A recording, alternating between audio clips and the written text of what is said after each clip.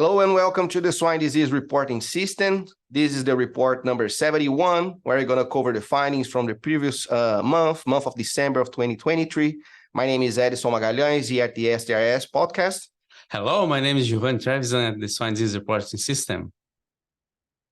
And today we're going to cover the findings, like I mentioned, from the previous month, the month of December 2023 for the SDRS. But as we are starting this new year, the year 2024, we're going to cover, do a recap of what happened during the year of 2023 in terms of the findings for the SDRS project based on for each pathogen. So that's what this Giovanni and I, we're going to do today in this discussion and bring this recap from what happened last year for you guys. So let's get started. Giovanni, let's start with PRRS. What were the main highlights for PRRS during the year of 2023? Well, PRRS is the hot topic of the swine industry in the US. So PRRS virus detection continues to follow in trends as high detection in the win-to-market age category across the year, and in the second half of the year, there is this preceding increase of detections that occur in the win-to-market age categories that precedes the adult self-harm. That did also occur in 2023. Interesting enough, the detection of PRRS virus during summer months was the lower that we have observed for a long time. So less activity there, but then at the end of the year, specifically in December here, there is this increase of activity going on, mainly driven by win-to-finishing farms. That's the highest since 2019. At the same time, for PRRS virus, we do monitor sequence. And in terms of PRRS virus activity in the detection in the field, the veterinarians say for us that the major strains that has been burned in the swine industry in December here, more specifically in Iowa, was this lineage 1C.5, that is the lineage 1C variant, and the lineage 1A RFLP 174 that's causing issues in December. For PRRS virus, one of the things that we did in the SDRS during this year was there was a new PRRS virus type 2 classification approach that comes along, and we have updated that now, new dashboards being released on our website that stakeholders can go and see the trends of detection of PRRS virus strains over time. Perfect. So most recently, we are having the highest detection for PRRS since 2019. Yes, in the win-to-market age category. Even though that's the case, the increase in self-harms is slight increasing over the months since October, but it's not as high as the win-to-market age category. Perfect. So can you give us the same thing that you did here, this idea of how was the detection during the year of 2023 and most recently for December for enteric coronavirus? Of course, when I think about enteric coronavirus, we have three pathogens there.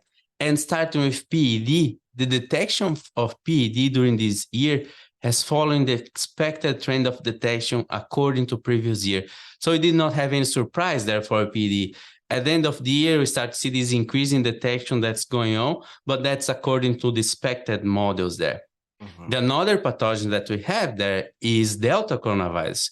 And we started the year with the Delta coronavirus having the detection according to expected, but was around February that the detection was really above expected, and that continues until April.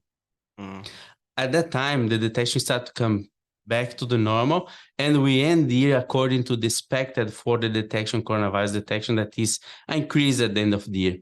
One thing that we start to notice is that every 2 years, or 3 years, there is this increase in detection of coronavirus that occur in the beginning of the year.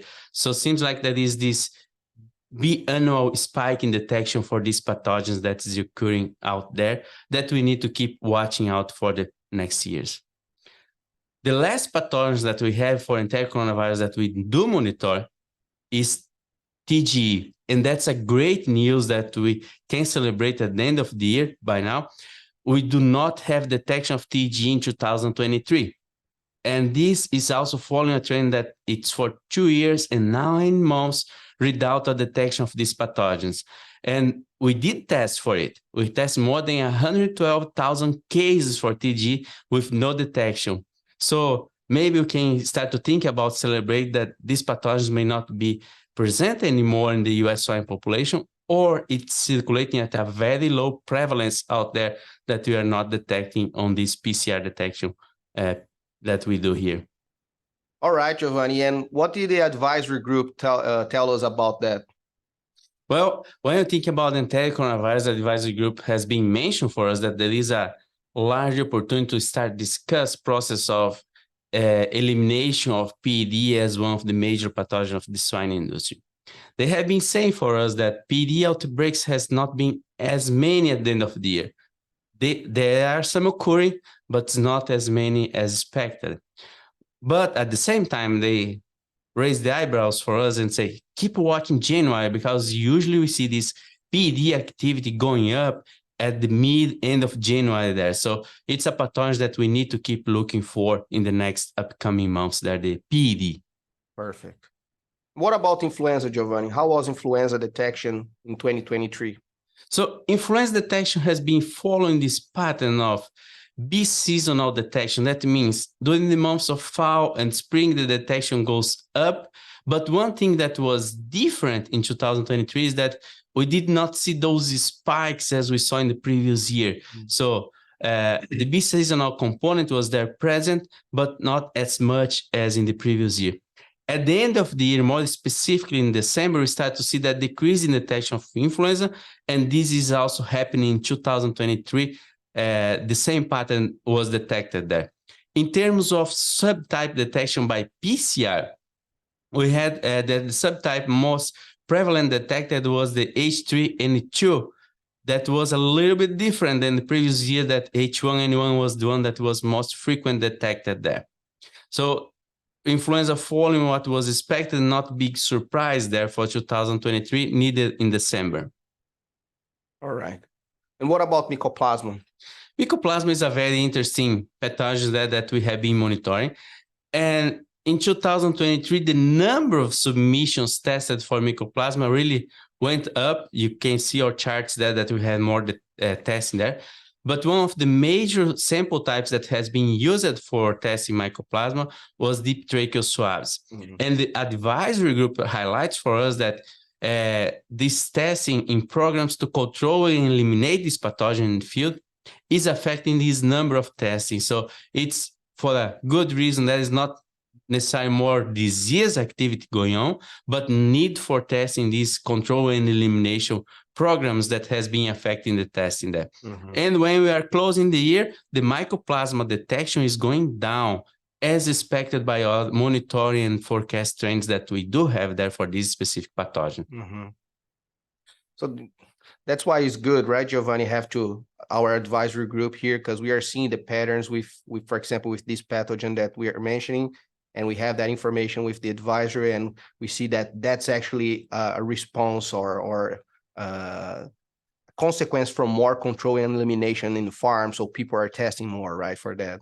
No doubt, the advisory group plays a major role for the SDRS because they provide this field perspective of what's going on in the data. We see something in the VDL data, but then the real value comes when we combine these trends of detections that we monitor some change there, but then the advisory group can provide this perspective of what's going on by their being with the boots on the ground on every day. So we are very thankful for all the input received from the advisory group to be able to keep this project going.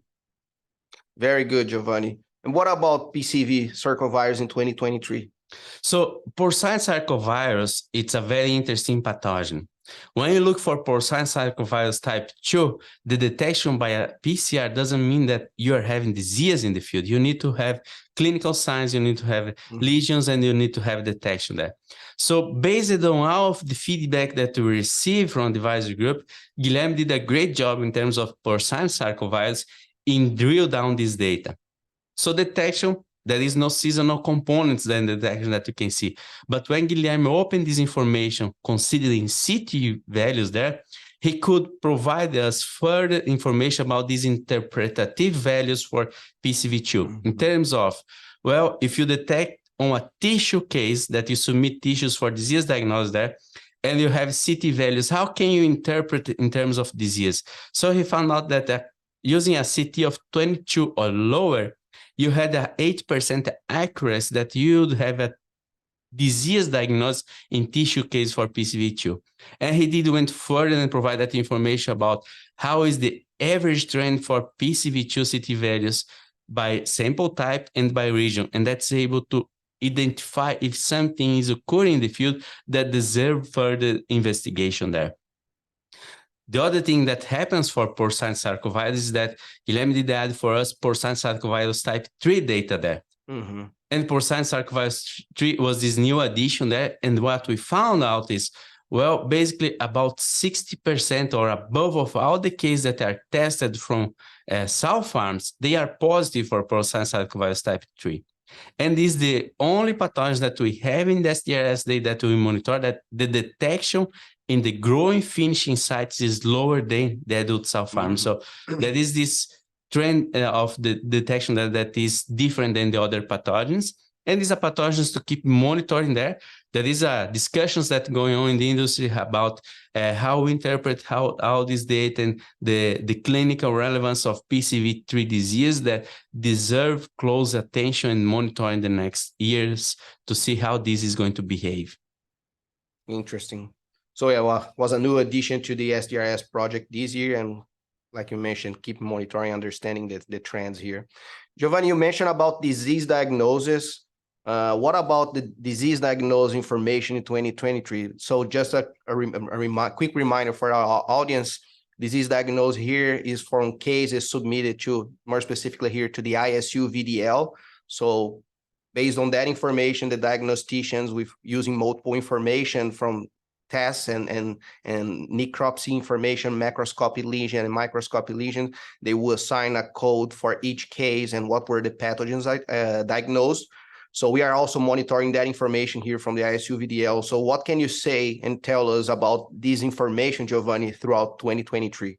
So this is a very important chunk of information that we have in the SDRS. And as you mentioned, is a ISU VDL data only, and we look forward to incorporate other VDLs in the future to provide this information there. But disease diagnosis has been keeping consistent across the year with what we have observed in the previous years. In terms that PRRS, Streptococcus suis, and influenza keep leading the number of diagnoses that we have towards the year. So basically, respiratory pathogens has a high importance for the swine industry in the US. That's not a novel information.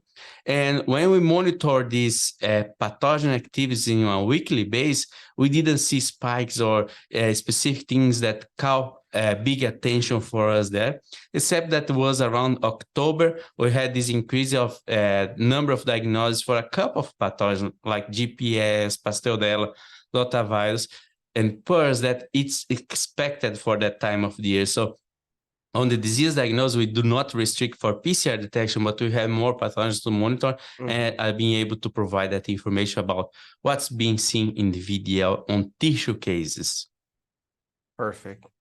And Giovanni, we also had in 2023 an addition of one laboratory to the project. Can you explain to our audience how that was? Right, that's true. So in 2023, we have the Purdue Animal Disease Diagnostic Laboratory that joined the project along with Ohio State University, University of Minnesota, South Dakota, Kansas, and Ohio VDLs. So now this project has expanded in terms of number of labs, and not only labs, but we did expand for another pathogen that was porcine sarcovirus type 3. And we continue to provide this information in terms of pathogen detection in the swine industry. So the incorporation of new labs is a key component for expanding the capability of connecting VDL data to the project. Remind that all the data that comes for the project is produced and veterinary anonymized, but this data is being used to reveal these trends of pathogen detections there and increase the representativeness of some regions that was not well represented in the project now. So as example for Purdue, we expected that now we have basically covered about almost 100% of diagnosis that comes from the NUMS network are now included in the project. If we're still missing, it's not a great chunk of information there. So additionally to the Purdue, we also have other developments in the project. As an example, one side to only one of that is we did produce a series of videos that is the education material that can be accessed by or stakeholders that's available in the YouTube about how to read and interpret the charts on the SDRS. So there is a lot of work that goes in background here for the SDRS. We have a team of people that work. We have great graduate students like Guilherme, Edson, Sirijit, Alan, and Jay working on the project today that is being able to provide this information there. Very good, Giovanni. Very exciting things. And what can we expect for 2024? So 2024, we keep working here. We are very thankful for the Swine Health Information Center for providing support to keep maintaining the project during the next year. And we are doing a couple of developments there in terms of project maintenance, but also we have some additional funds that come from USDA to do more analytical capabilities in the project. So there is a couple of things that are cooking there in the background, and keep tuned that they are going to come along the year and being provided to our stakeholders as additional information coming through the SDRS report. So that's what we have for next year. For next year, no, for this year, we already changed the year here. We're in 2024. So keep looking for that. Keep tuned. New information come through, new developments occurring in the SDRS. Very good. Thank you a lot, Giovanni. Very good information.